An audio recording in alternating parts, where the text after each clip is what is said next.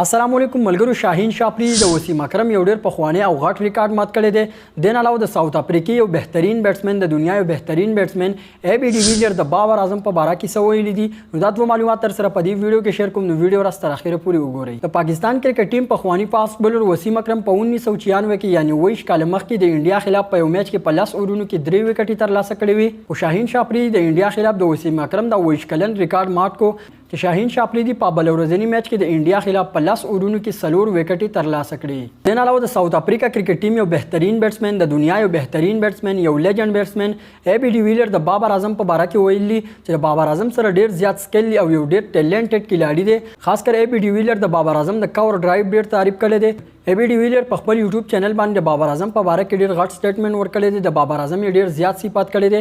نو دا چې کوم دی د بابر اعظم د لپاره یو غټه خبره ده. بابر اعظم چې کوم دی اکثر په انټرویوانو کې وایي چې ای بی ډي ویلر زما فیورټ کھلاړي دی او زما رول ماډل دی.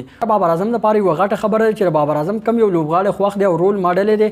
نو اق ای بی ډي ویلر چې کوم دی بابر اعظم بیرته صفات کړی دی، د کور ډرایو ډیر صفات ول کړی دی او د بابر اعظم د بیټینګ ډیر زیات تعریف کړی دی. او ای بی ډي ویلر ویلي چې بابر اعظم په روان وخت کې د یو لیجند په نوم سره یادېږي. بابر اعظم د کرکټ په دنیا کې نور هم غټ ریکارډونه ماتوي. نو دا د کرکټ یو دوه مهم معلومات. که تاسو د پاکستان یا د افغانستان د کرکټ مینوالې نو زمونږ د یوټیوب چینل او پیج در سره فالو کړئ. په دې یوټیوب چینل او پیج باندې تاسو سره پاکستان او د افغانستان د کرکټ معلومات ملاويږي. نو دا زمونږ نن ویډیو ملاويږي په بل ویډیو کې. د الله پامان.